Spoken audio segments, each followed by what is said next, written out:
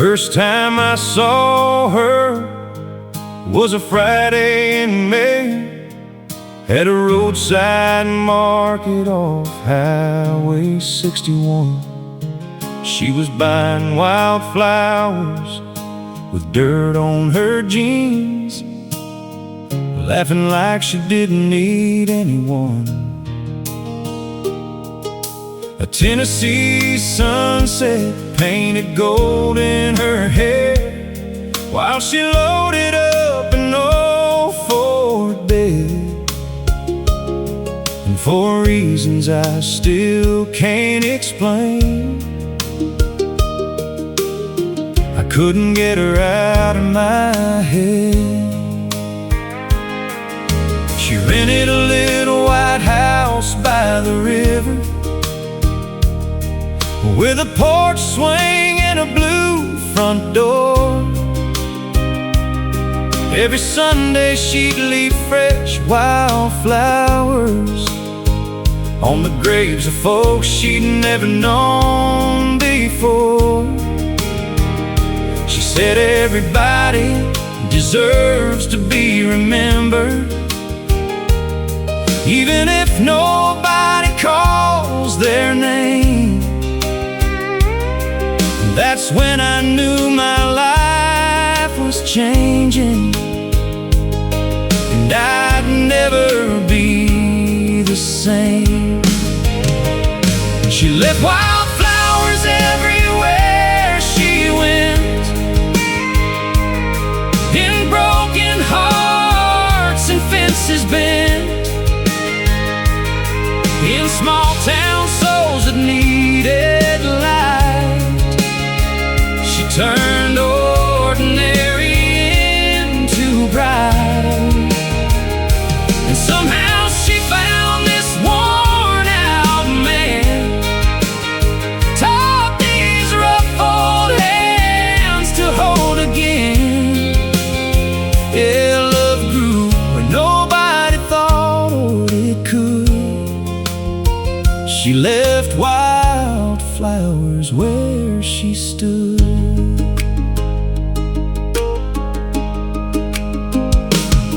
That October underneath the maple trees, I got down on one knee by the riverbank.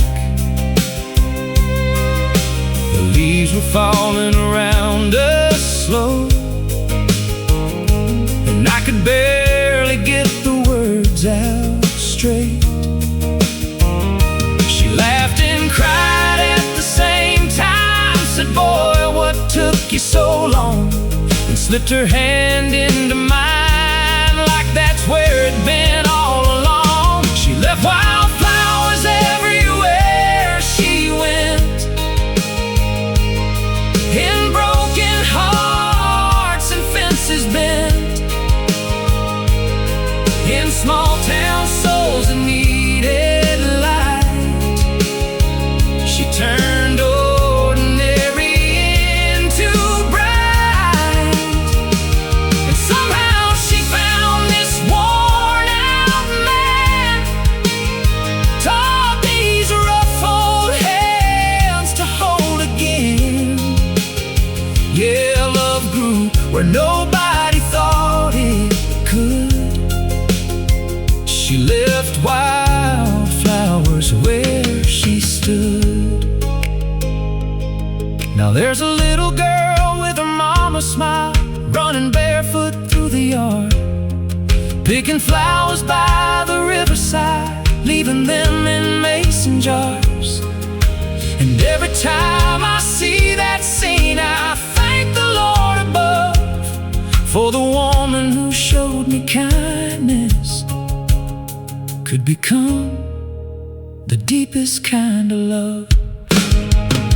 Yeah, she left wildflowers everywhere she went, and every dream and every blessing sent, and every sunset on the porch at night, and every reason my world feels right. And when we rode in rocking slow beneath the evening sky. I'll still be falling for that girl with wildflowers in her eyes. Yeah, some people leave footprints in the dirt. She left wildflowers in my life.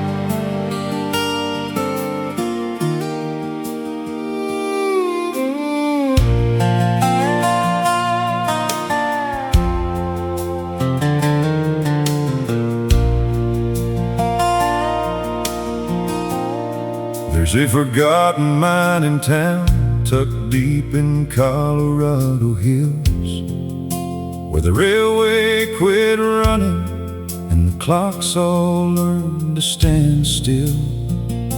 Most folks packed their lives in boxes when the silver dried away, but old Walter Green stayed behind and watched the years decay. Every evening at sundown, he'd walk the empty street, past the boarded up hotel and the church without a priest. Then he'd climb the ridge above town, where the cold winds always blew, and light a lantern by the tracks like he'd done his whole life through. The story went that 40 years ago his young son disappeared on a snowstorm night in January, the worst they'd seen in years. The boy had left to catch a train and never made it there. Nobody found no final words, just questions in the mountain air. People called it foolish hope, a wound that wouldn't heal, but Walter never missed a night, no matter how he'd feel. Through blizzards, floods, and summer heat, through every passing year, that lantern kept on burning bright for someone who might appear. And the last lantern in Black Creek still shines where the old rails meet, like a promise made that never broke, like a prayer rising through the smoke. When the whole world says let go, some hearts refuse to lose their hope, so the last lantern in Black Creek burns for the one who never came home. One October evening, when the aspens turned to gold, a stranger stepped off a freight train, looking tired, gray, and old. He stood beneath that lantern light with tears upon his face, and stared toward the silent town like he recognized the place. Walter heard the footsteps coming down the gravel road. At first he thought the mountain wind was playing tricks again, but when the stranger softly said, "Dad, it's finally me," 40 years of sorrow broke like rain into the sea. Lantern in Black Creek still shines where the old rails meet, like a promise made that never broke, like a prayer rising through the smoke.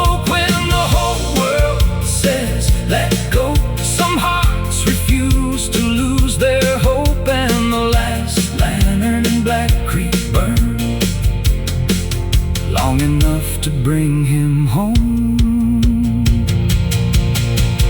No one ever learned the whole story, where the years had taken him away. Some mysteries belong to heaven, and some are better left that way. But every soul in that old town still talks about that autumn night, when hope outlived the hands of time, and faith outshined the dark. Now the lantern's gone from Black Creek, the tracks lie quiet in their sleep, but the legend travels mountain winds through every valley, ridge and stream, that sometimes love keeps waiting long after reason says it's done, and sometimes one small light can guide a lost heart safely home. Yeah, sometimes one small light can guide a lost heart safely home.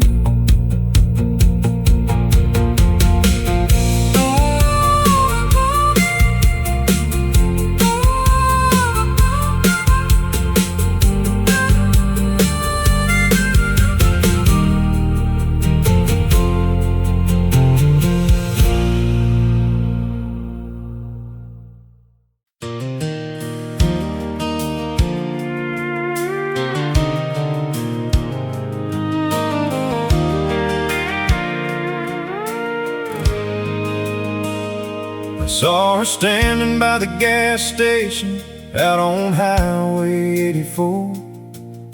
The summer storm was rolling in, thunder shaking the store. She held a cardboard coffee cup, hair dancing in the wind, and something in that moment made the whole world slow again. I offered her a ride to town before the clouds broke loose. She laughed and said, only if you're playing something good with roots. An old country song came through, the speakers crackling low, and somewhere between two verses I forgot where I was going. We spent that Friday driving roads that barely had a name, crossing little county bridges while the sky poured down like rain. She told me about Georgia and the dreams she'd left behind. I told her how I'd built these walls, one heartbreak at a time. The windshield wipers kept the beat as evening settled in, and every mile beside her felt like a place I'd never been. Not because the road was new, but because she made it shine like sunlight breaking through a storm I'd carried for a long time. Now every time the rain comes down, I hear her laughing through this town, like a melody drifting from an old FM, and I fall in love all over again. She turned gray skies into gold somehow, made forever feel like right now.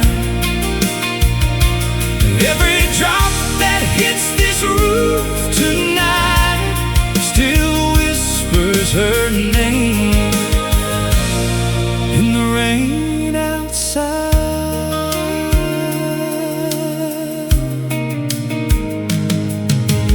3 years later by the river where the willow shadows sway, I got down on one knee at sunset as the daylight slipped away.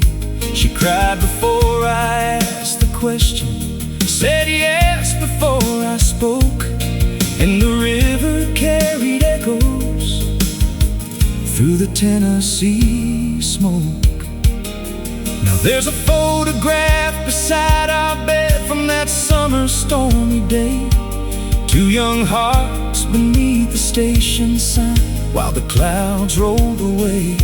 Sometimes life arrives so quietly you almost miss the sign. Then one unexpected moment changes everything inside. Now every time the rain comes down, I hear her laughing through this town, like a melody drifting from an old FM. And I fall in love all over again. She turned gray skies into gold somehow,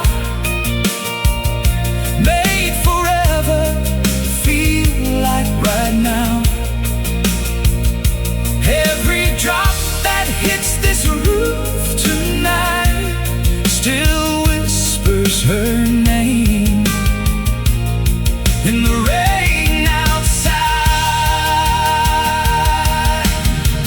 People spend their whole life searching for a feeling they can't explain. I found mine on a roadside shoulder in the middle of a summer rain.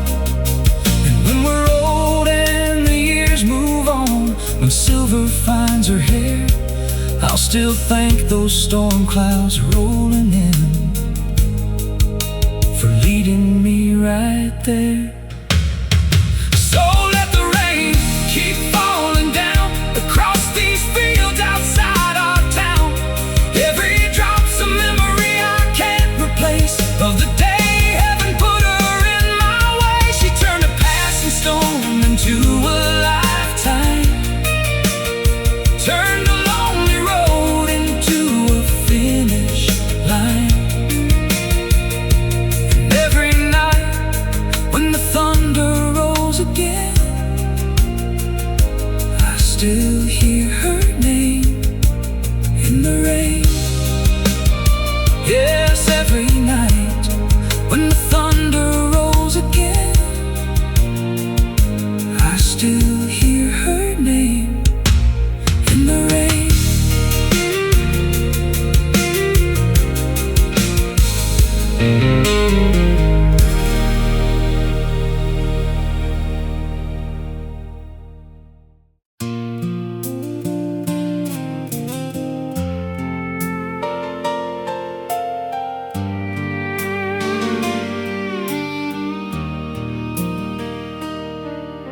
The Murphy's Cafe off Route 66. There's a chair by the window, table 6.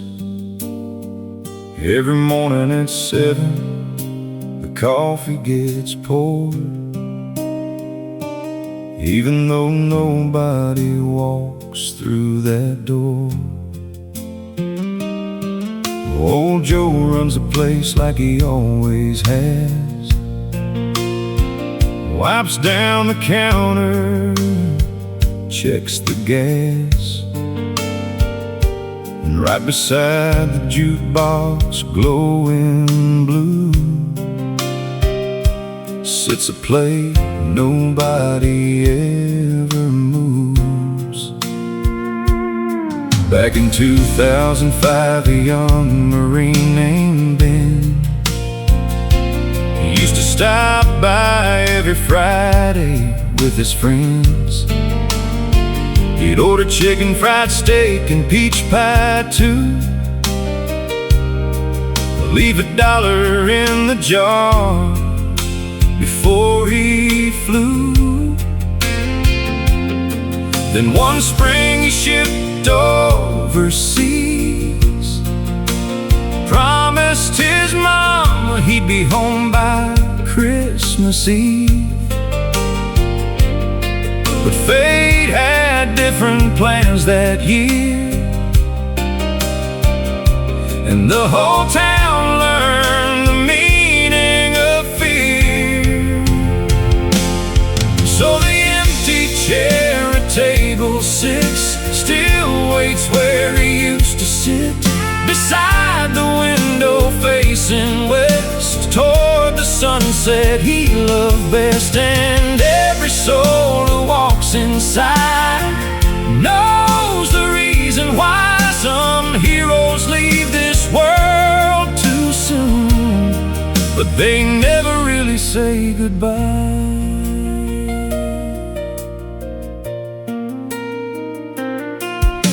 Years rolled by like freight trains in the night. Kids grew up and the town changed with time.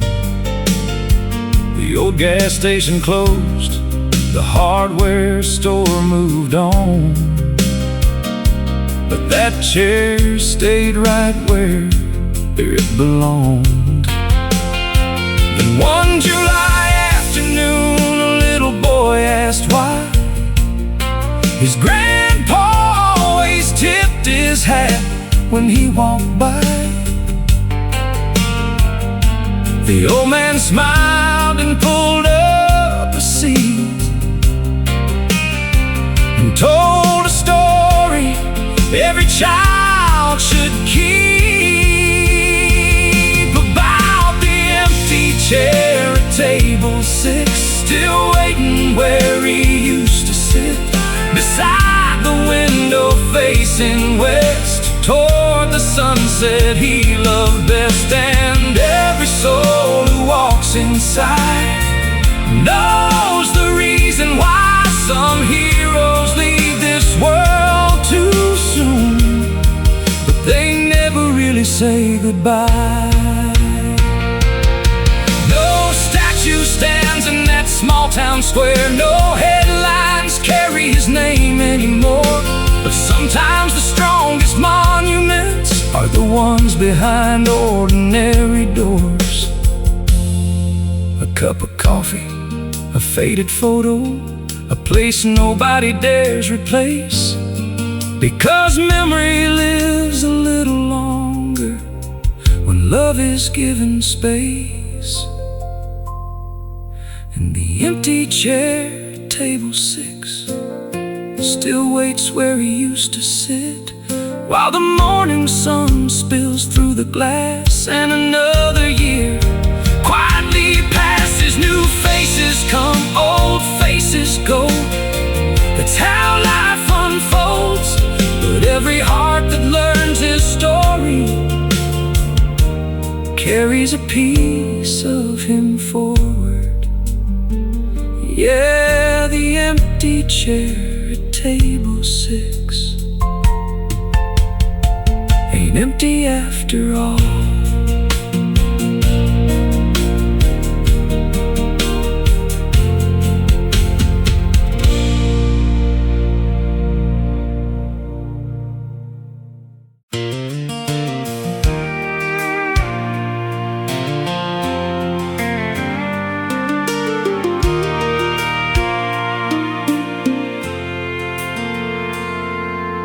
The auction sign went up in June beside the county road, right where my granddad carved his name in a cedar fence post. 80 years of Oklahoma dirt, 3 generations deep, was gonna leave our family when that auctioneer would speak. The drought had hit us hard that year, then harder still the next. Bank notices stacked on the table like a pile of unpaid debts. I watched my father stare across those fields of dying grain, like a captain watching helpless while his ship sank in the rain. By auction day the whole town came, pickups lined the lane, neighbors leaning on the fences underneath the sky of gray. The tractor stood like soldiers waiting for a final call, and every tool inside that barn held memories on its walls. The auctioneer climbed on the trailer, cleared his throat and smiled.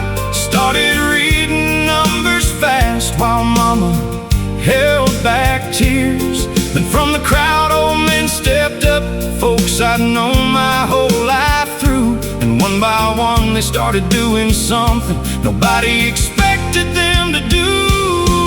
When the auction bell rang loud that day, the town stood up instead of walking away. They bought the plows, they bought the trucks, then handed every piece right back to us. And I learned right there beneath those clouds, a man ain't rich because he's proud. He's rich because when times get rough, there's a town behind him strong enough. Mrs. Parker bought the combine that her husband used to run. The sheriff bought the cattle gates, the preacher bought a gun. Not for keeping, just for saving what we thought was gone for good. Every bid became a promise written where hope once stood. Then old Hank Wilson raised his hand for the final piece of land. Silence fell across the crowd as he made his stand. He bought the acreage outright, then turned toward my dad and said, "This farm belongs to your family. That's all that needs be said." When the auction bell rang loud that day, the town stood up instead of walking away. They bought the plows, they bought the trucks, then handed every piece right back to us. And I learned right there beneath those clouds, a man ain't rich because he's proud. He's rich because when times get rough, there's a town behind him strong enough. The rain arrived 3 days later, rolling in across the plains. Like heaven heard the voices of folks carrying each other's pain. Some things grow better than wheat fields, some things run deeper than roots. And when the world starts breaking, there's people that pull you through. Now every year when harvest comes and combines roll beneath the sun, I hear that auction bell again, echoing across the wind. Not as a sound of losing ground, but proof that love still gathers round. And if this farm outlives my days, I'll thank that town in 1,000 ways.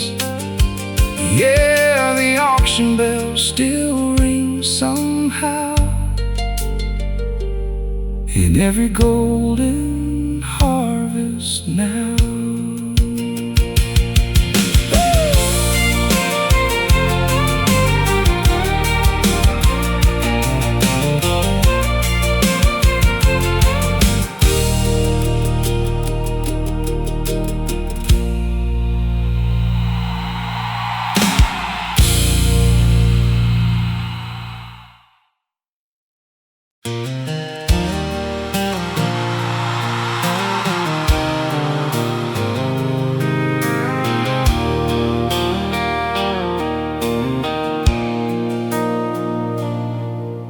The doctor shook his head last April, said take it easy, slow things down.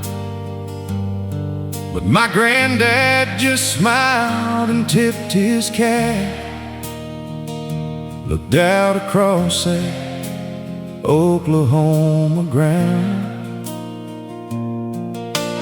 82 years in those same fields, watching seasons come and go.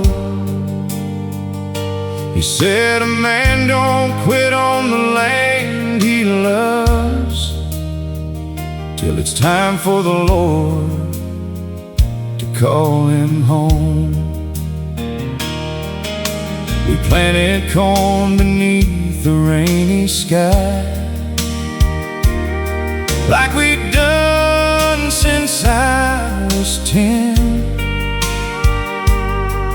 His hands were worn like old leather gloves, but they still knew where to begin. Every sunrise found him on that tractor, rolling slow through rows of green, teaching me lessons he never wrote down, in ways only farmers mean. Just one more harvest, one more fall, one more season, hearing that meadowlark call. One more sunset, painting gold on the plains. One more chance to thank God for the rain. He said, son, life grows fast, don't miss it all. Take time to love the people standing small beside you. And every word still echoes through my heart, like one more harvest before the dark. October came with amber fields waving, the biggest crop we'd seen in years. We worked side by side through the cool morning air, laughing louder than our fears. Then one November Sunday morning, he passed away in his favorite chair, with harvest dust still on his boots, and peace resting everywhere. Just one more harvest, one more fall, one more season, hearing that meadowlark call.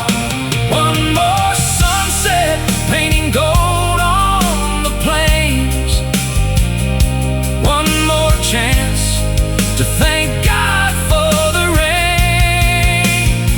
He said, son, life grows fast, don't miss it all. Take time to love the people standing small beside you.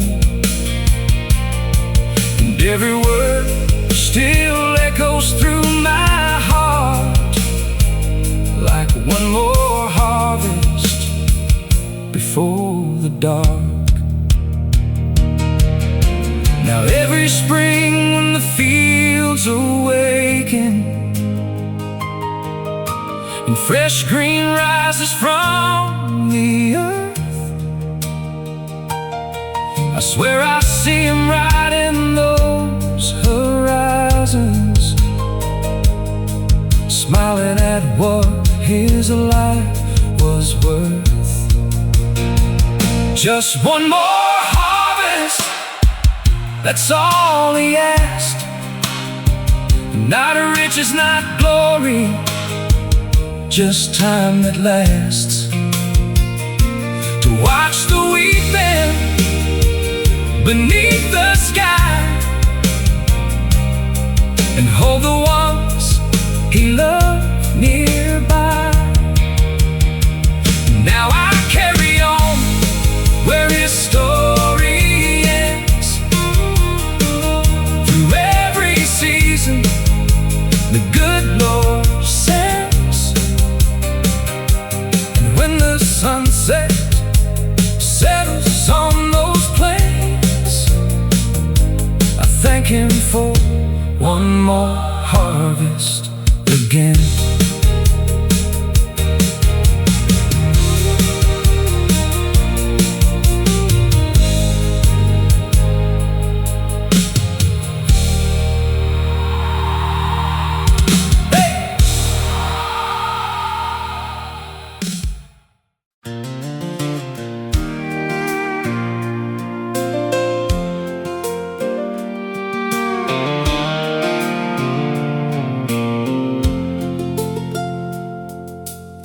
Grandpa's toolbox sat untouched for nearly 5 long years in the corner of the garage, collecting dust and memories.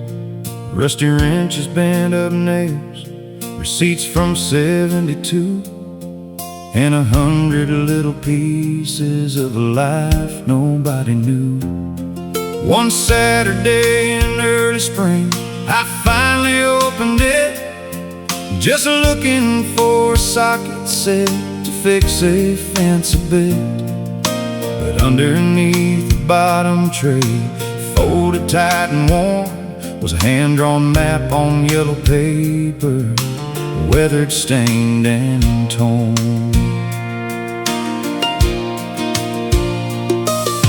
Across the top it simply said, "For whoever finds this first," and listed roads through Missouri in a dozen little towns, with circles drawn around old places I had never heard him name, and one short note beside the edge that only said, "Take the trip someday."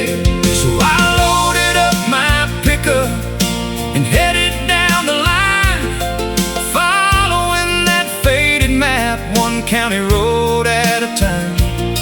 The first stop was an old diner where a waitress smiled and said, "Your granddad used to stop right here every Thursday before dawn."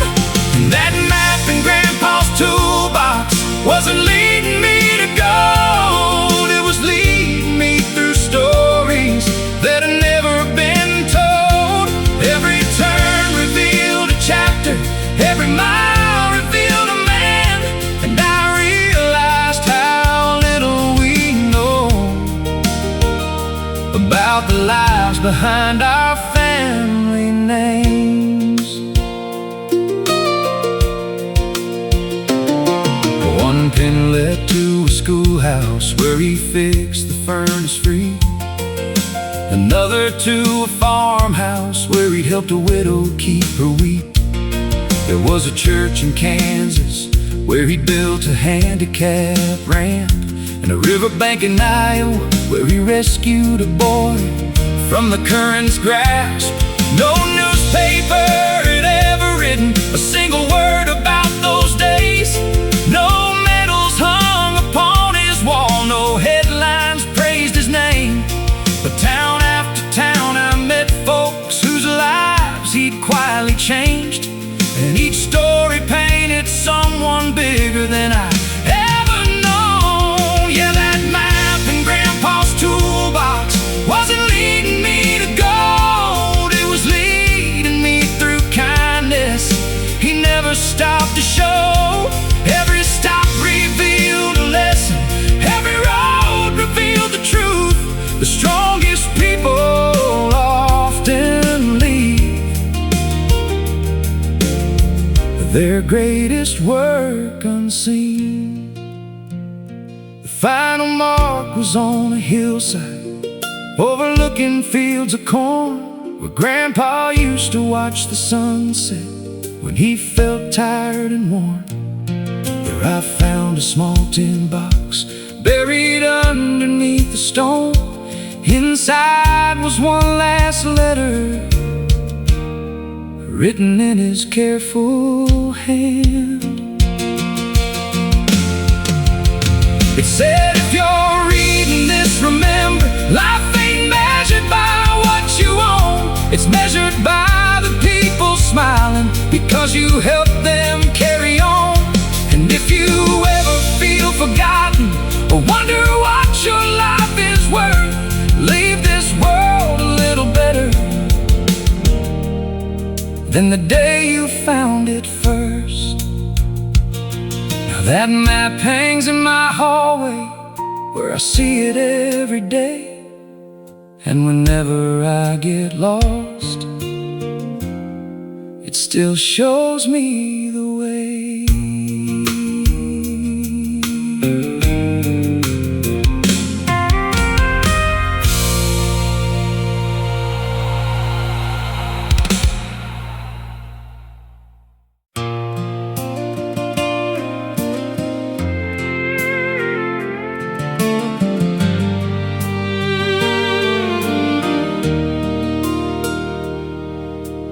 windmill on Miller Road still turns above the field, just like it did back in '98, when life felt strong and real. Dad would wake before the sunrise, coffee in his hand, and I'd ride shotgun in that tractor across the Kansas land. We talked about the weather and the price of grain that year. He never spoke in big words, but somehow everything was clear. Said, son, a man ain't measured by the money that he makes. It's the promises he keeps and the burdens that he takes. I was 19 when I left that town, chasing city lights. Thought the Great Plains were too small for the dreams inside my mind. Built a business in Missouri, bought a house and wore a tie. But success can feel like failure when your roots are running dry. Then one cold November morning, my sister called in tears, said, you better come on home now, Dad's been fighting hard for years. I stared out at that office glass and watched the traffic flow, and for the first time in forever I knew exactly where to go. So I drove through the midnight rain, past every mile of pride and pain, back to the fields where I learned my name, where the wind still sings across the plains. That old windmill keeps turning slow, like the hands of time I used to know. And every lesson that my father gave still stands like steel above the waves. The hospital room was quiet when I walked through the door. He looked smaller than I'd ever seen, but his eyes were strong once more. He smiled and said, you made it, son, then pointed through the glass toward the winter fields outside, where the snow was falling fast. We didn't talk about regrets or all the years gone by, just watched the clouds move over Kansas. Beneath the fading sky, he squeezed my hand and whispered low, the farm will need your care. And in that simple moment, I knew my future waited there. So I drove through the midnight rain, past every mile of pride and pain, back to the fields where I learned my name, where the wind still sings across the plains. That old windmill keeps turning slow, like the hands of time I used to know. And every lesson that my father gave still stands like steel above the waves. Spring came early that next year, the wheat rose tall and green. Sometimes I still hear his voice carried on the prairie breeze. And when the sunset paints the sky in shades of gold and red, I tip my hat toward Miller Road and thank the man who led.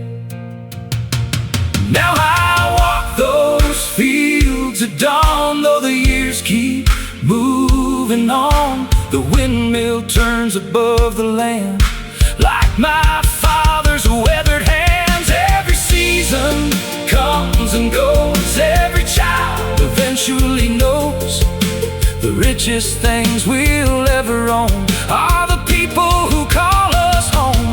That old windmill keeps turning slow, and every time I see it blow. I know the roots I almost lost were worth far more than what they cost.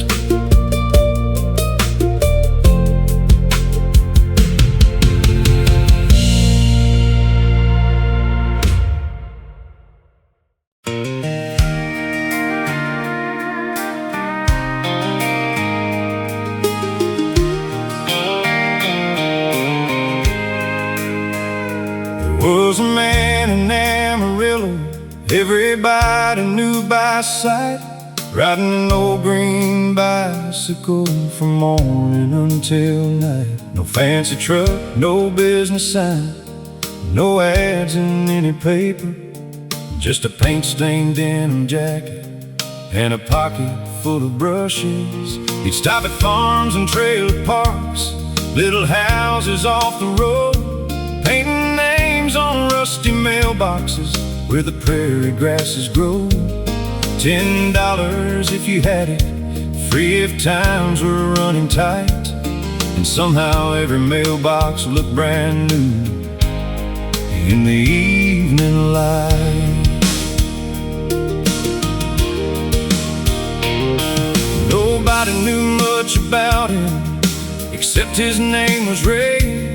He never talked about the past or where he'd come from anyway.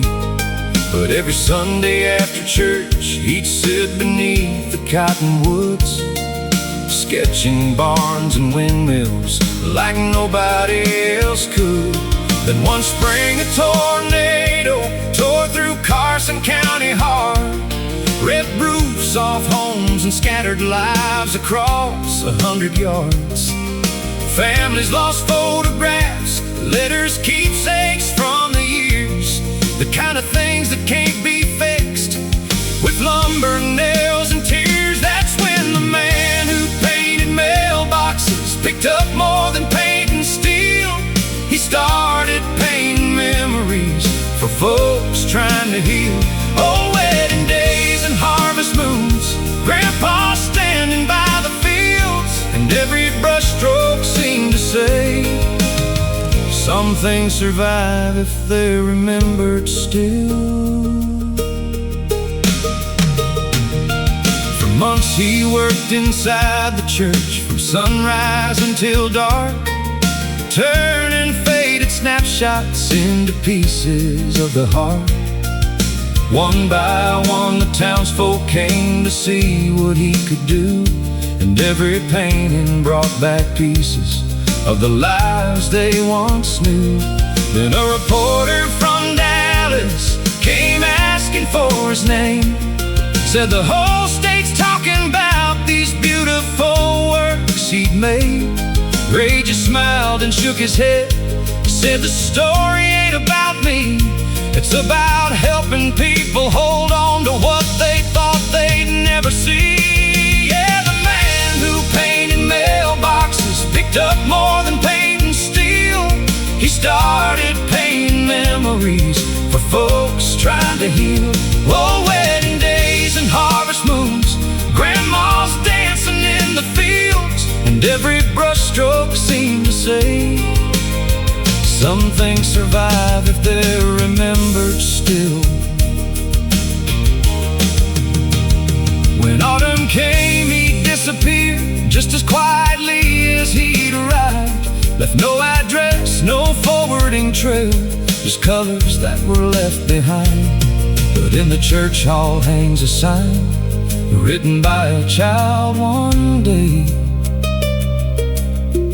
Thank you for bringing back our stories, and nobody ever took it away. Now every mailbox down those roads still shines beneath the Texas sky.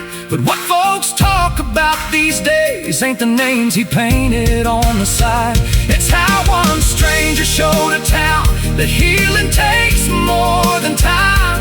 And sometimes the richest people in the world leave everything behind.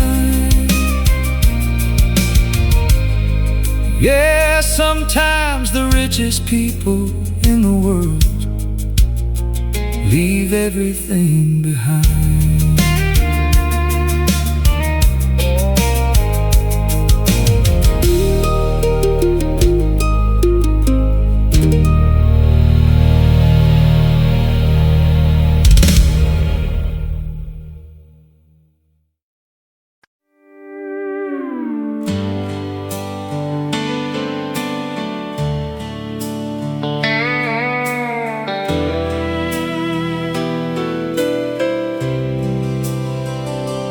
There's a pair of worn-out cowboy boots still sitting by the back screen door, covered in dust from 1,000 mornings, like they're waiting to walk once more. They crossed the fields of western Kansas, through drought and rain and harvest time, and every scuff upon that leather marks a chapter of a life. My older brother wore those boots the first day he took over the farm, when Daddy's shoulders couldn't carry all the weight of keeping us strong. He gave up college, gave up freedom, stayed behind when he could have gone, while the rest of us chased our futures. He kept this family moving on. Those boots by the door tell a story of sacrifices nobody sees, of early mornings, broken fences, and hands worn down by duty. Yeah, heroes don't always wear medals. Sometimes they wear dust and dreams, and leave behind a trail of footprints for the rest of us to follow clean. Last spring we laid him in the churchyard, beneath the cottonwood on the hill. The whole town showed up that Sunday, and somehow the world stood still. Mama cried into my shoulder as the church bell softly rang, and all I could think about was how much one quiet man had changed. Those boots by the door tell a story of sacrifices nobody sees, of early mornings, broken fences, and hands worn down by duty. Yeah, heroes don't always wear medals. Sometimes they wear dust and dreams, and leave behind a trail of footprints for the rest of us to follow clean. Last week my nephew slipped them on,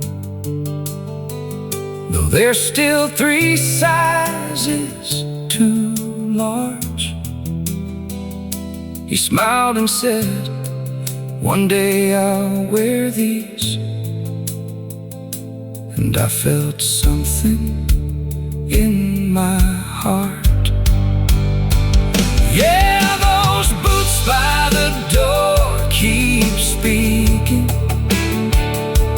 though the man who wore them's gone.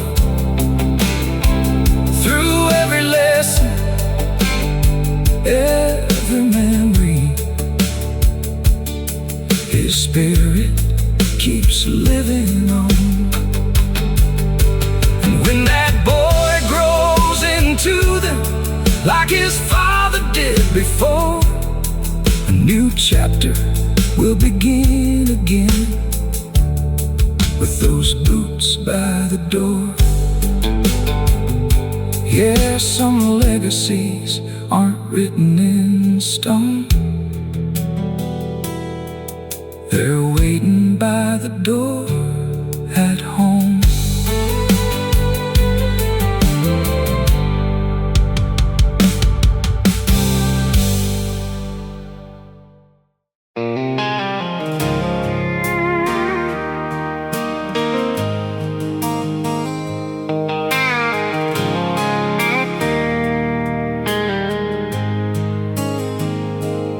Pulled off Highway 287 just after dark, dust still hanging in the Texas air. 2 weeks early from a drilling job, thinking I'd surprise her there. Had roses on the passenger seat, a diamond necklace wrapped in blue. Spent 14 days counting down the hours, dreaming of getting back to you. Then I saw her Silverado parked beside a truck I didn't know. Underneath the porch light glowing like a warning I should have seen before. The screen door slammed, I heard her laugh, the same one that used to stop my heart. But that night it sounded different, like somebody tearing me apart. Her Silverado in his driveway, the pictures burned into my mind. One look was all it took to know she left our forever behind. I gave her my trust, my name, my plans, every dream I was holding tight. Now all that's left are taillights fading into the middle of the night. She tried to talk when she saw me standing there, tears already in her eyes, said it wasn't supposed to happen, like that could make it right. I dropped the roses in the gravel, set that little blue box down, then climbed back in my old F-150 and drove without a sound. Her Silverado in his driveway, the pictures burned into my mind. One look was all it took to know she left our forever behind. I gave her my trust, my name, my plans, every dream I was holding tight. Now all that's left are taillights fading into the middle of the night. 3 months later I sold the house, moved west toward New Mexico. Some scars don't heal all at once, some wounds leave lessons in your soul. Learn that love ain't measured by the promises people make. It's what they're still protecting when nobody's awake.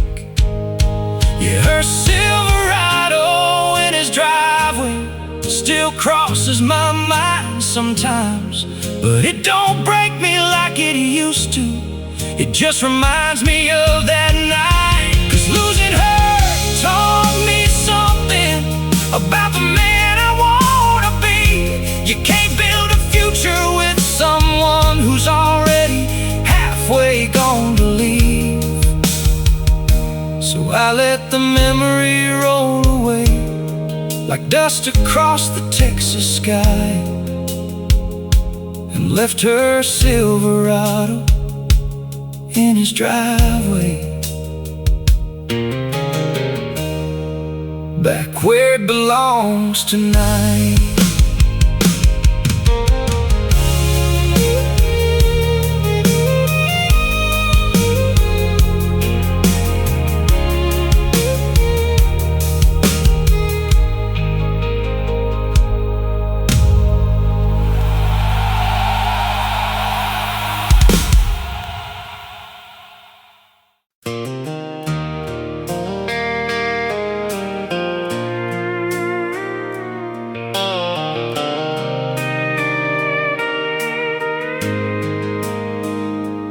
Rode into Cedar Creek at 10:30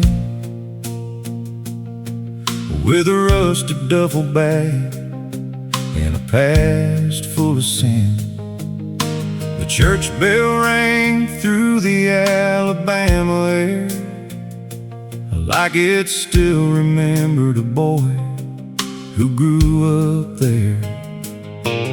Mama's porch light glowed at the end of the lane. Same white swing, same window pane. I stood in the gravel with my boots in the dust, wondering if this town still had room for us. 10 years gone chasing city neon signs, trading quiet sunsets for overtime. I lost a good woman somewhere along the way, missed birthdays and Christmas Day. Daddy's old toolbox sat beside the barn, covered in rust but still holding strong. That's when I learned what I'd been running from. A man ain't rich if he's got no one. I'm back to Cedar Creek, back where the river bends, back to the front porch nights and my oldest friends, back where the stars still shine without the city lights, back to the roots I left behind.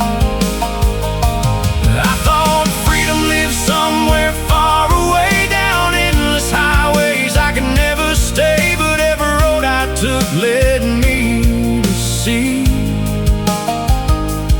home was waiting back in Cedar Creek for me.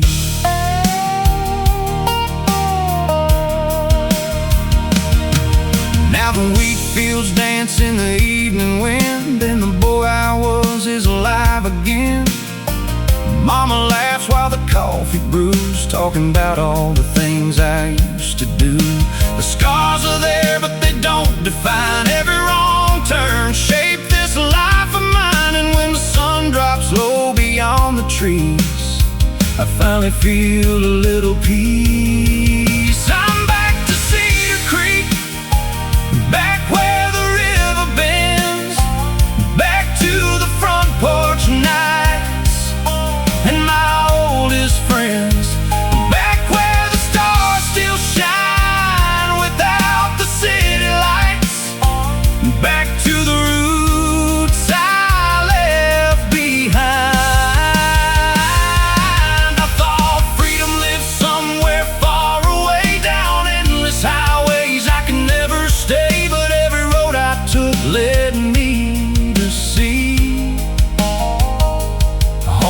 waiting back in Cedar Creek for me.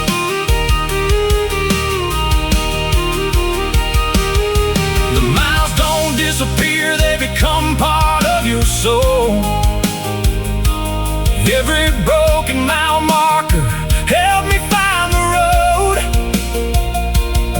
And the man looking back in that old truck glass ain't the same young fool from the past. I'm back to Cedar Creek, where the church bells ring, where the river keeps telling the same sweet thing, where forgiveness grows like summer rain, washing years of hurt away. I spent a lifetime searching for what I couldn't see. Turns out home was the thing that rescued me. And under these Alabama stars tonight,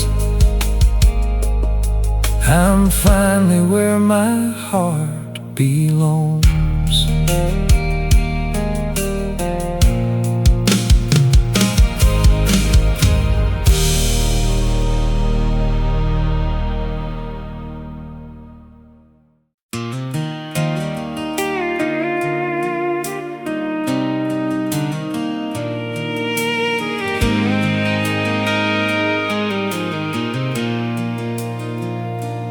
Bought an old farmhouse outside of Lexington, white paint peeling off porch, leaning toward the sun. The realtor said it's been empty near 30 years or more, the kind of place where memories still creak through every floor. I spend my Saturdays fixing boards and patching cracks, pulling down old wallpaper nobody wanted back. Then one rainy afternoon, behind a bedroom wall, I found a faded envelope that looked like it survived it all. The paper smelled of dust and time, the ink was turning brown. It started to whoever finds this, if this house is still around. It was written by a farmer's wife in 1953 to a child she was carrying but knew she'd never see. She wrote about the dog they had, the willow by the creek, how his father sang while working and prayed before he'd sleep. She said if life gets hard someday, don't let bitterness take root. The strongest hearts are often grown where storms have passed on through. And I read every word by the light of a lamp, like a voice reaching out through the years and the dust, from a woman I never know in a world long gone away, still finding a way to say, hold on to the people you love, don't wait too long to speak, 'cause time keeps moving like a river, and tomorrow ain't guaranteed. I couldn't stop thinking about that letter for days, so I started digging through records, old archives and names. Turns out she passed that same year, before her son was born. And he grew up in that farmhouse where she never saw him grow. The boy became a teacher and lived into his 80s, raised 3 daughters of his own and left behind a family. I tracked one granddaughter down in Bowling Green one night, and when she read her grandmother's words, she broke down and cried. She read every word by the light of her phone, like a hand reaching out from a place she'd never known, from a woman she'd only seen in a picture on the wall, still answering a call to hold on to the people you love. Don't wait too long to speak, 'cause time keeps moving like a river, and tomorrow ain't guaranteed. There's 100 ways to leave your mark. Most of them won't make the news. Sometimes forever starts with paper and the truth you choose to leave behind. The house still stands beside the willow, the creek still runs the same, and now that letter rests inside a frame where no one will forget her name. Yeah, keep those words beside the door where I can read them when life gets hard. A reminder that we're all connected by the stories in our hearts. And long after these walls are gone, long after I'm gone too, maybe somebody else will find a piece of hope hidden in the things we leave behind. Yeah, a piece of hope hidden in the things we leave behind.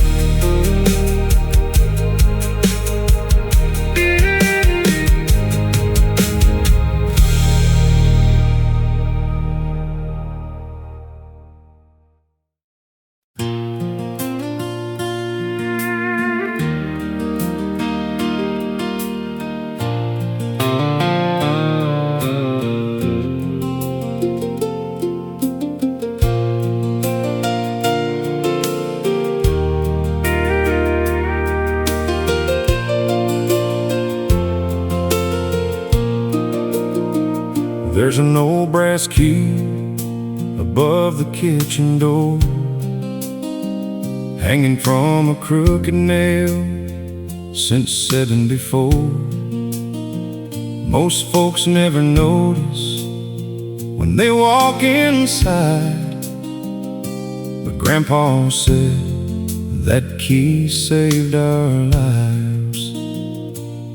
Back when Kentucky coal jobs disappeared and hard times settled in for years, bills piled high and hope ran low like winter snow along the road. One December night, a stranger knocked, cold rain dripping from his coat.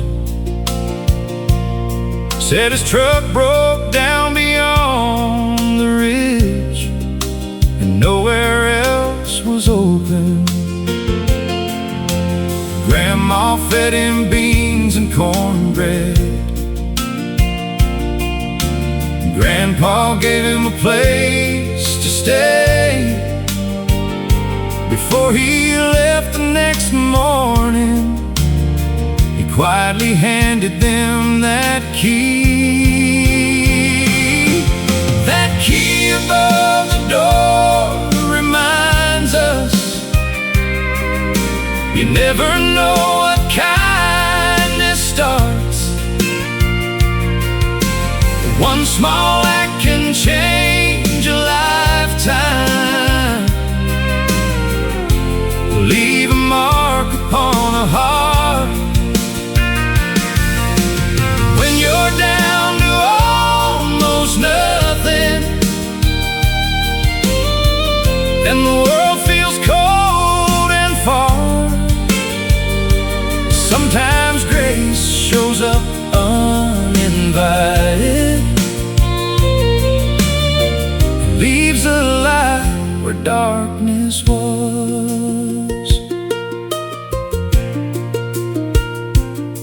A month later, Grandpa lost his job and thought he'd have to leave the land. And then a letter came from Lexington, signed by the same stranger's hand.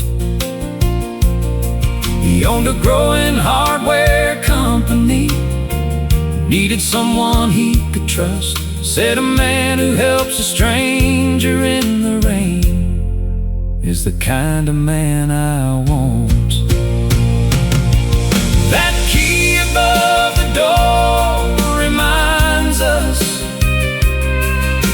you never know what kindness starts.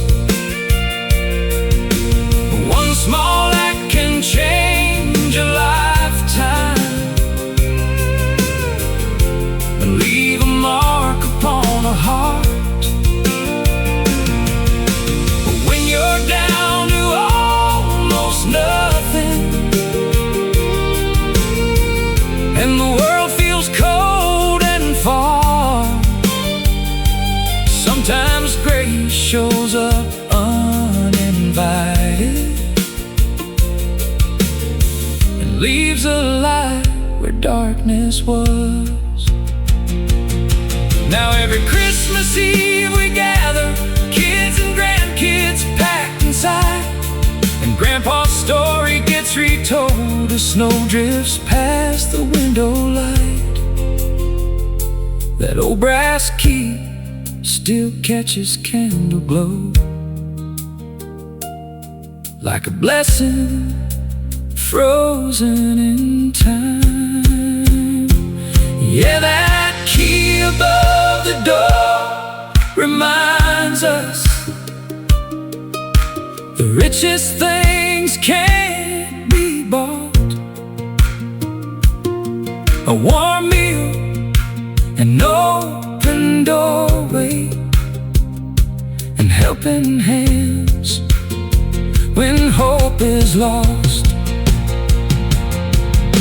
The world keeps spinning faster, but some truths never get too old. You never know which simple kindness might come back 100-fold. So we leave that key right where it's been, above the door for all to see. A reminder that a stranger once arrived and changed our family.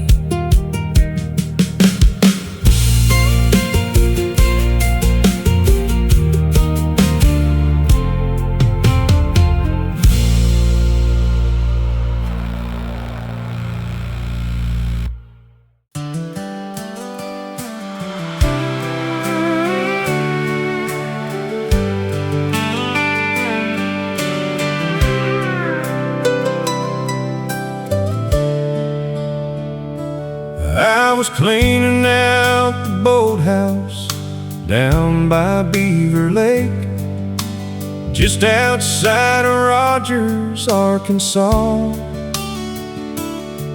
when I found an old green tackle box covered in dust and spider webs.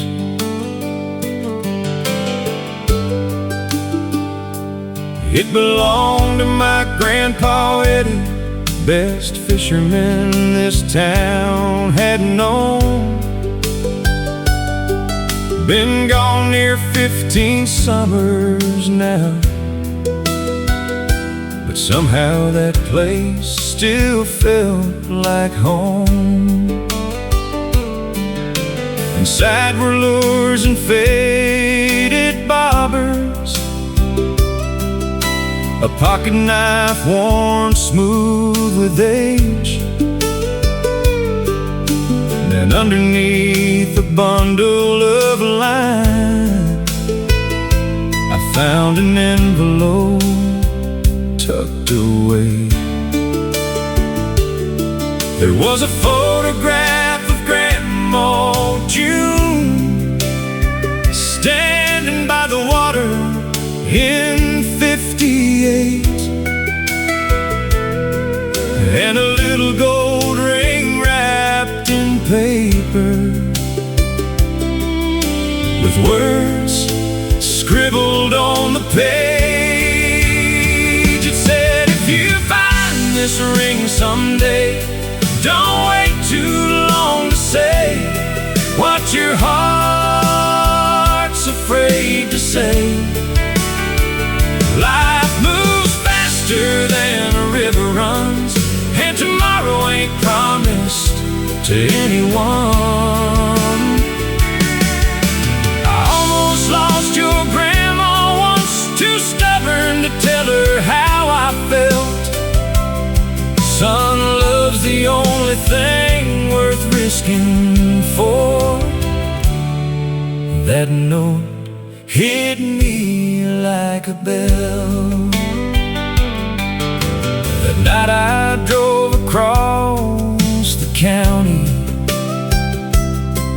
to a little house on Maple Street,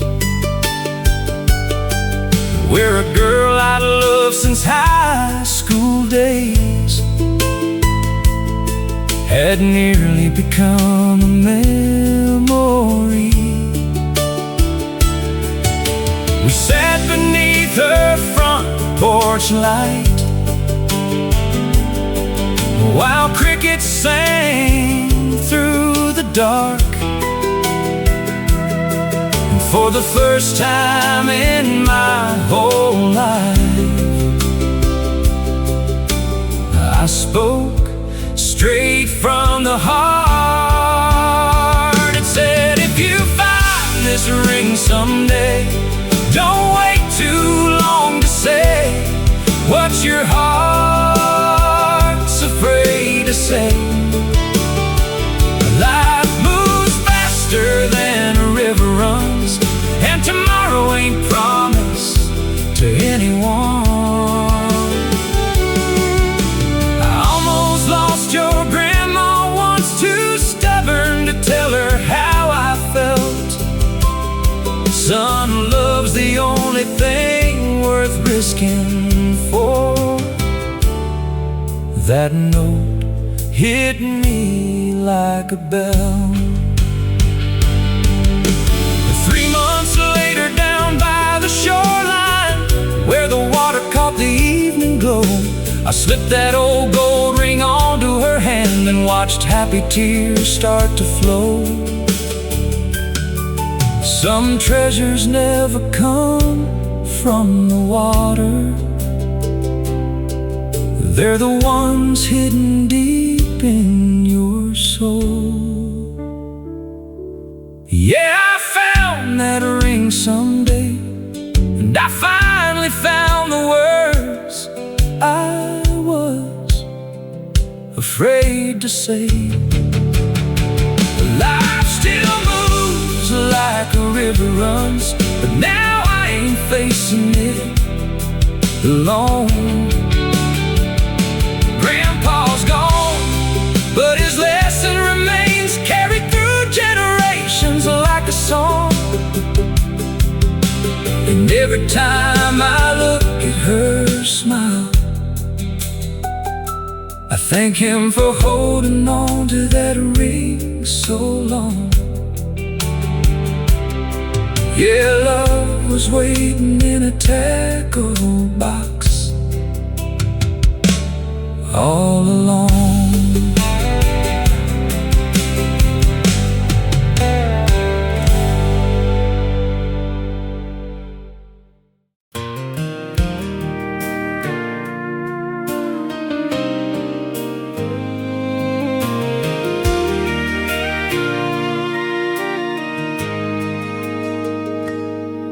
There's a pawn shop on the edge of Tulsa by the railroad line, where old guitars and wedding rings wait to outrun harder times.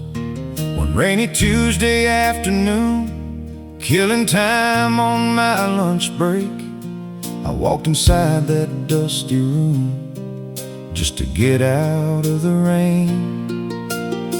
Behind a shelf of hunting boots and yellowed photographs hung a battered violin with a crack across its back.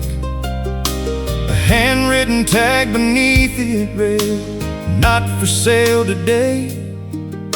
And something about that little note made me stop and stay.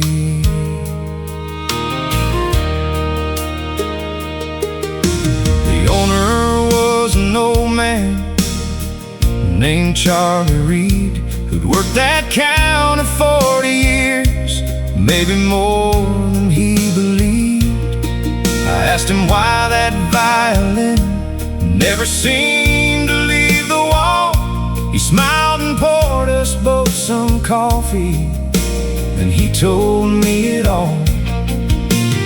Back in '87, when the old fields went bust, a young father brought it in because he had to feed his son. Said he'd buy it back someday when life got back on track. But the years kept moving forward, and he never made it back. So the violin in the pawn shop waits, like a promise frozen in time and space,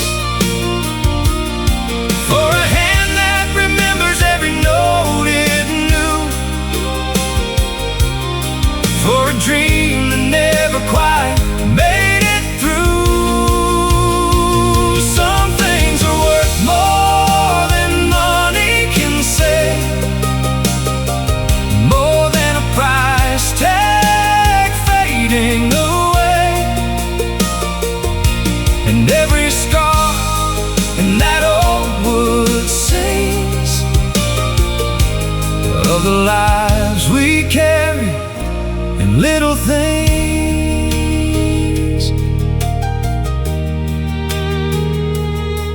A month later, Charlie called me out of the blue. Said, "You ain't gonna believe who's standing here wanting news."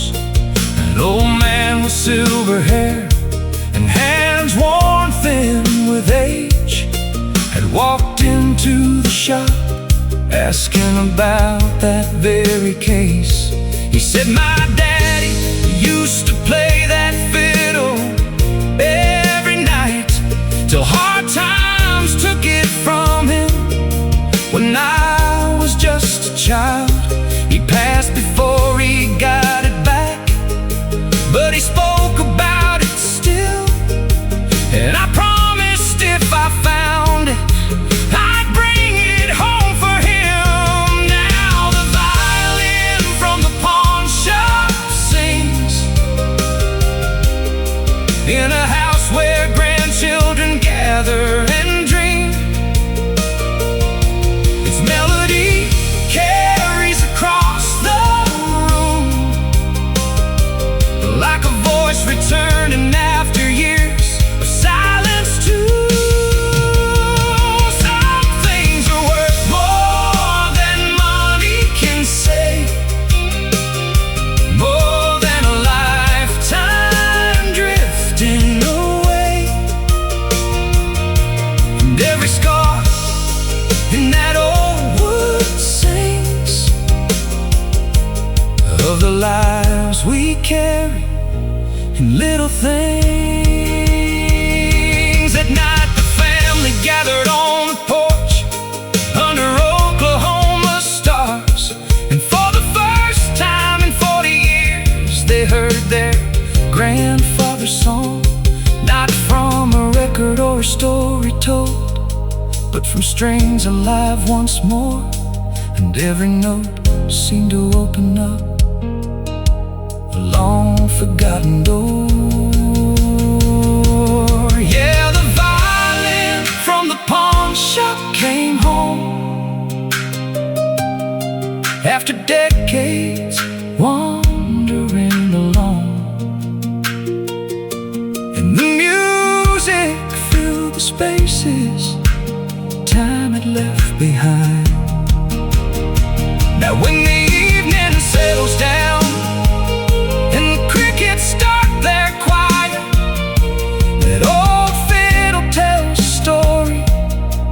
that survives every fire. 'Cause love don't disappear with years, and dreams don't always die. Sometimes they just wait patiently for the right hands to arrive.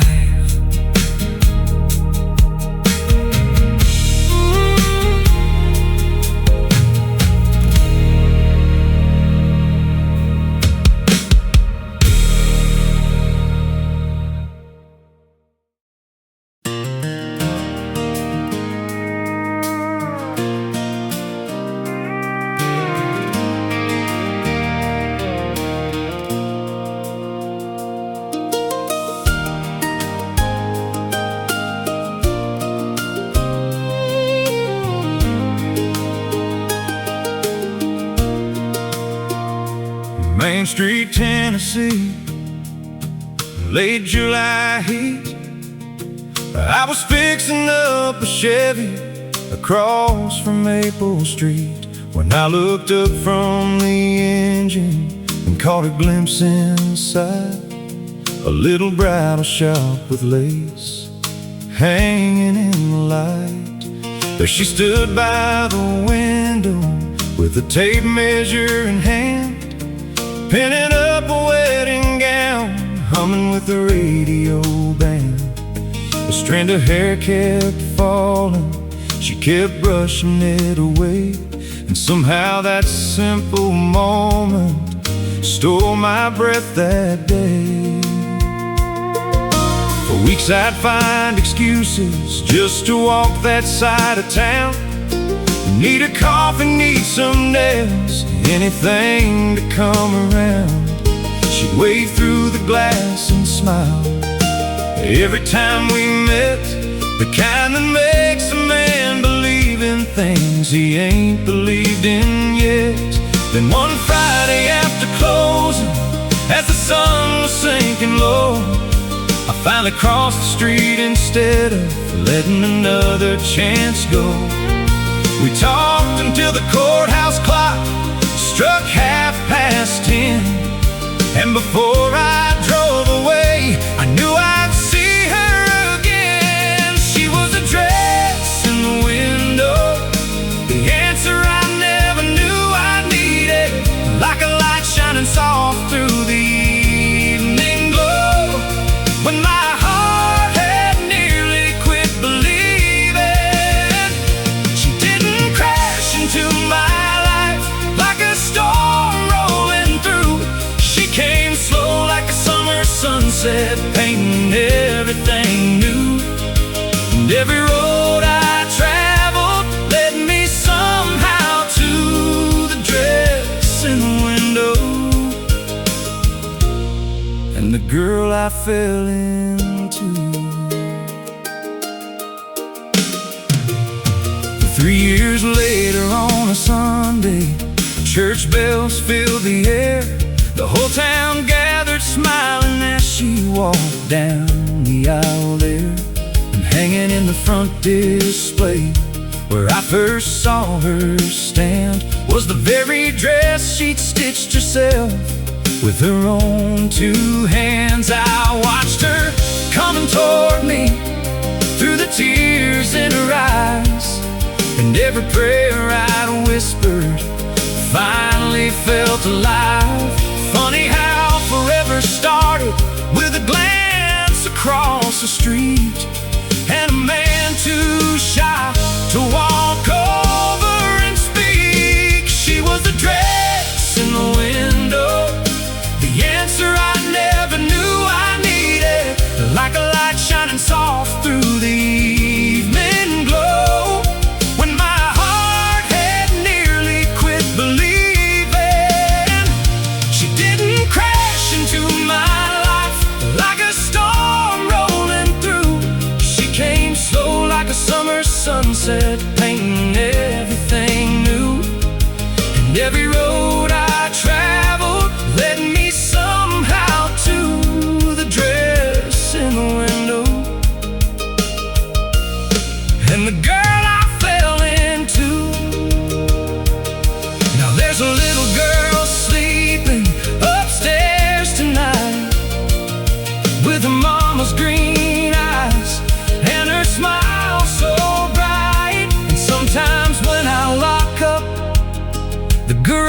garage after dark, I still look across Main Street and thank God where it all started.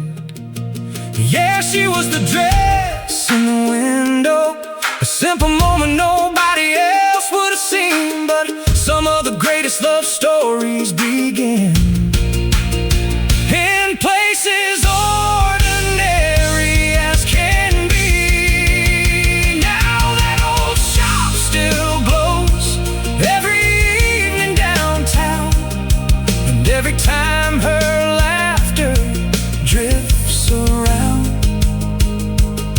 I'm reminded that forever sometimes starts with a view of a dress in the window and a dream coming true.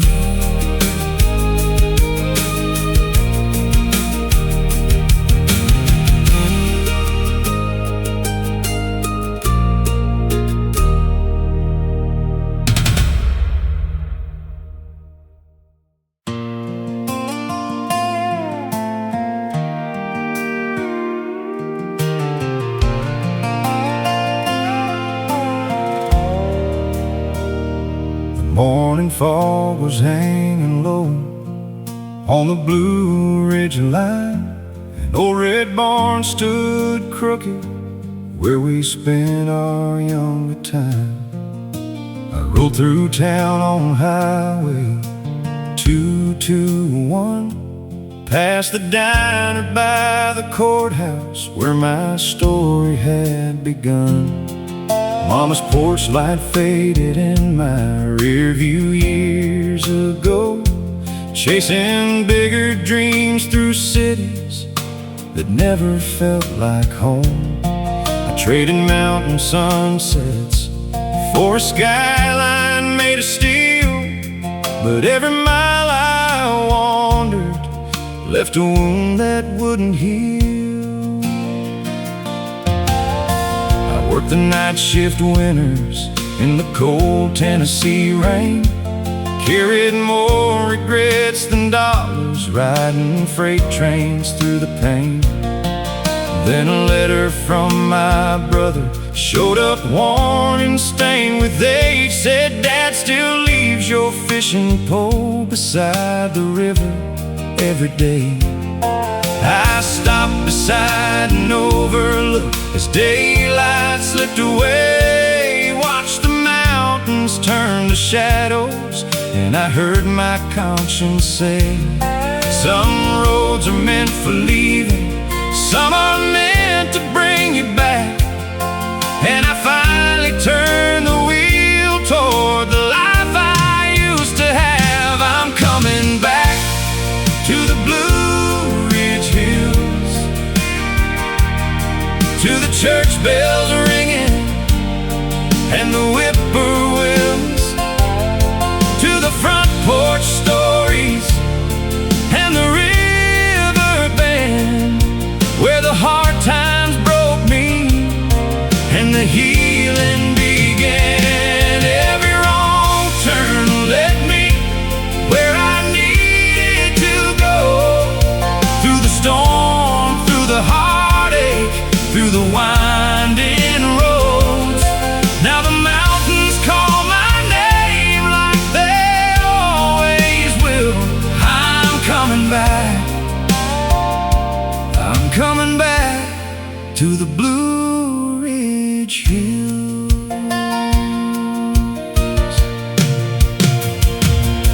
Dad was standing by the mailbox when I pulled into the drive. A little older, a little slower, but the fire was still alive. He didn't say much when he hugged me in the fading evening light. Some things don't need explaining when you've been gone half your life. Mama said an extra plate and laughed the way she used to do. The radio was playing old songs drifting through the room, and for the first time in forever I felt the weight release.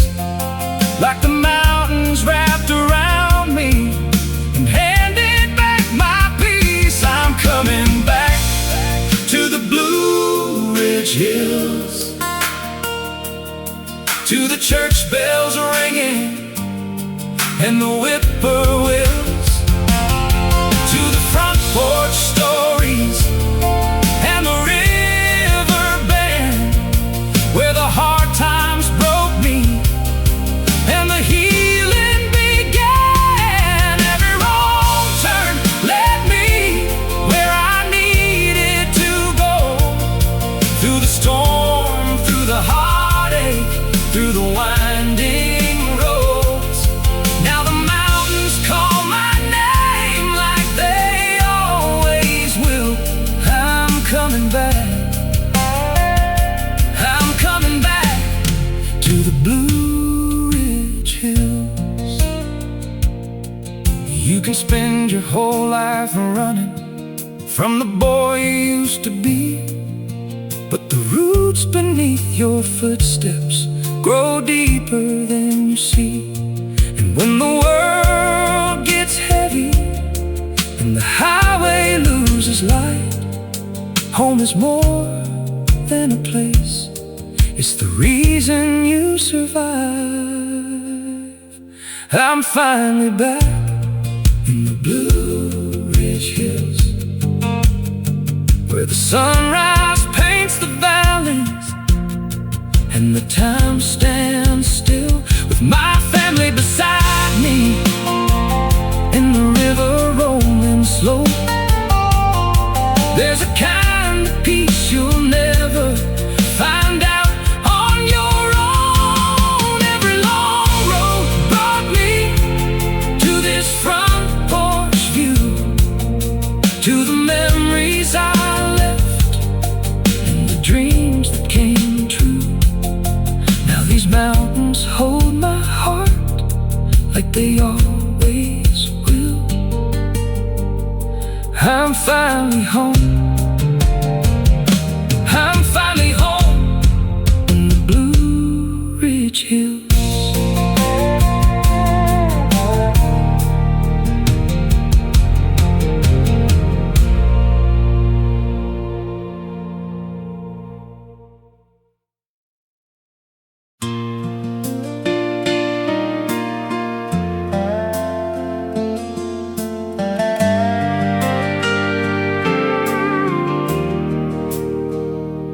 There's a wooden bench at mile 42 along an old Wyoming trail with a mountain view. It ain't on any map you'll find in a tourist stand, just a place beside the pines where the wildflowers still dance. I first saw it one September after 14 hours on the road, hauling cattle through the bighorns with a heavy load. The sun was dropping low, painting gold across the sky, and carved into the back were words that caught my eye. If you're tired, sit a while.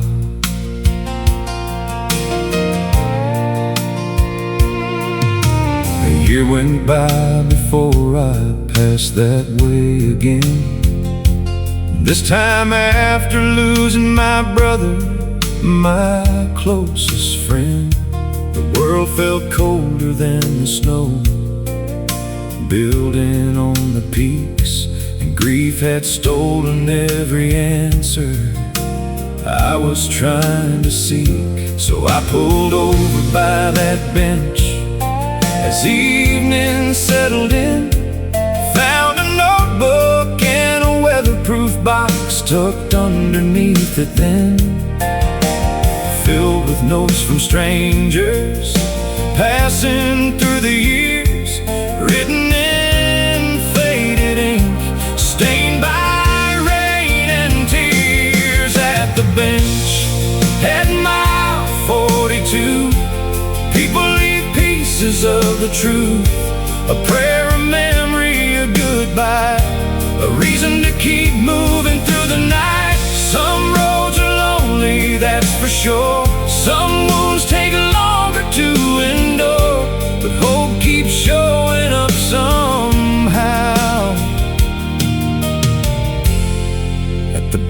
at mile 42.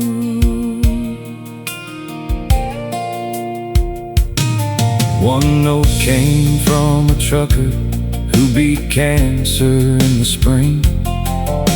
Another from a young girl learning what forgiveness means. A widow wrote about her husband and the stars he loved to see. And every page somehow felt like it was speaking straight to me. I sat there till the moon rose high above the mountain line, reading stories from strangers who had survived their hardest times. And then I took my pen and wrote my brother's name inside. For the first time since he left, I didn't feel alone that night. At the bench at mile 42, people leave pieces of the truth, a prayer, a memory, a goodbye, a reason to keep moving through the night. Some roads are lonely, that's for sure. Some wounds take longer to endure, but hope keeps showing up somehow. At the bench at mile 42, nobody knows who built it there or who first placed that notebook down. But sometimes the best things in this world appear without a sound. Not every hero wears a badge, not every gift has a name. Sometimes healing starts with strangers who've walked through the same pain. Now every fall I stop again and add another page with a pen, watching the sunset fade beyond the blue. And when life gets heavy, when the answers disappear, I remember all those voices that I found out there, and how a simple wooden bench helped carry people through. Yeah, hope still waits beside the pines at the bench at mile 42.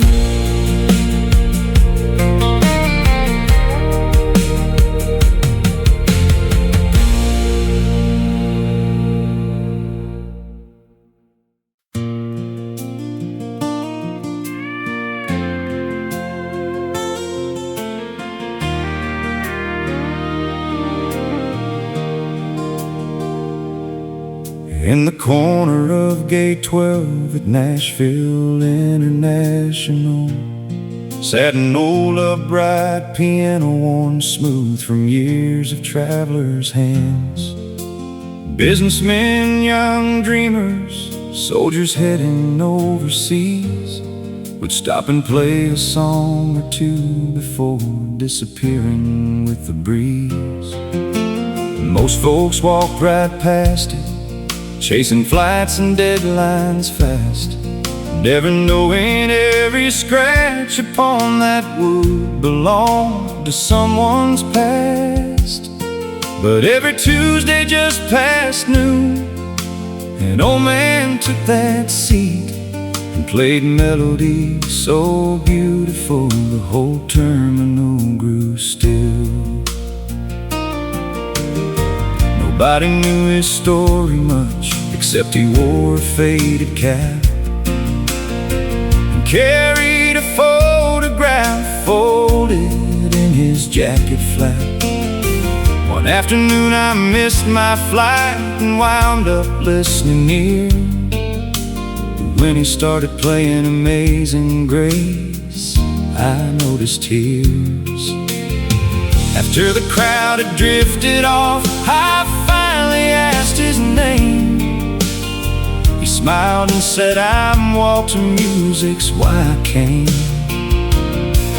Then he pointed to the photograph he'd carried all those years. A young woman at that same piano, smiling ear to ear. At the piano at gate 12, time slows down for a little while. Strangers become stories, and sorrow learns to smile. Every note carries somebody, every chord recalls a name. And for a few sweet minutes, we're all travelers, just the same.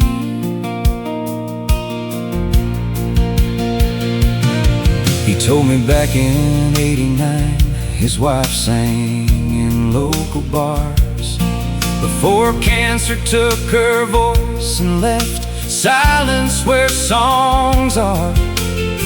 On her final day, she made him promise through the pain, don't let the music leave this world when I can't sing again. So every Tuesday for 20 years he'd come and keep that vow, playing her favorite songs for people rushing through somehow. And nobody realized the reason behind those melodies until a reporter shared the story nationwide one week. At the piano at gate 12, time slows down for a little while. Strangers become stories, and sorrow learns to smile. Every note carries somebody, every chord recalls a name. And for a few sweet minutes, we're all travelers, just the same. The next Tuesday something happened no one there could have planned. 100 people gathered round, singing softly hand in hand. Flight crews, kids and weary strangers filled the terminal with sound. And Walter sat there crying as his wife's favorite song echoed around. Now the piano at gate 12 still stands beneath those airport lights, and every Tuesday people gather before their flights take flight. Some come for the music, some come for the story told, but everyone leaves remembering that love can outlive growing old. Yeah, the piano at gate 12 still keeps her song alive.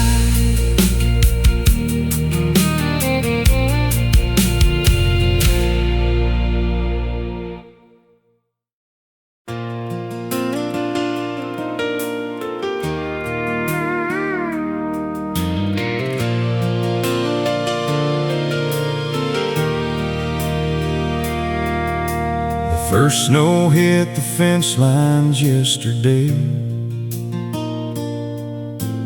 dusting all the cattle trails in white. I was patching up a gate on the north side ranch when I saw a truck roll in at twilight. 3 years gone since she drove away, leaving nothing but a note and a ring. Now she's standing by the old windmill like she never missed a thing. She said, I heard your mama wasn't doing well, and she looked down at her hands. The same hands that used to hold mine tight back when we made all our plans. The mountains stood silent in the distance, like they knew we had words left unsaid. And every mile she traveled since then was written in her eyes instead. Under this Montana sky tonight, the stars are burning clear and bright, like they never stopped believing we'd find our way through every lonely mile and every hard goodbye. If love's a fire, hearts never die. It just waited through the cold and time, and here we are beneath that endless light, under this Montana sky tonight.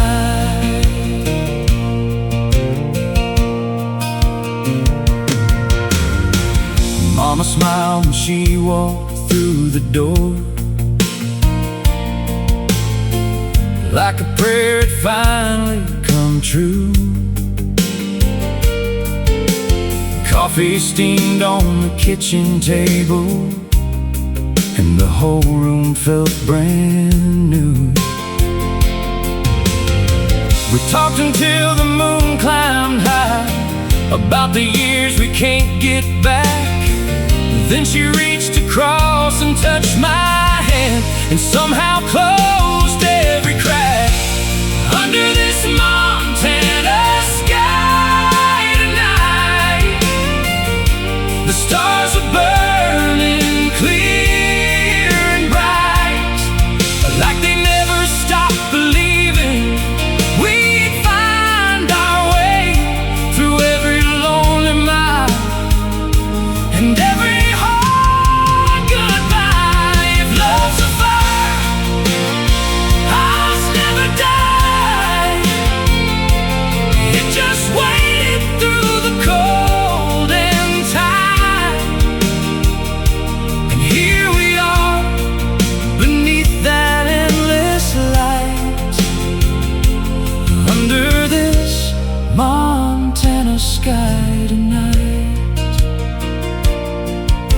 The wind still sings across the prairie grass, and tomorrow ain't promised to anyone. So I pulled her close and whispered low,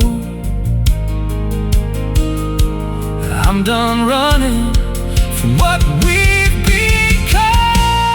Under this Montana sky tonight,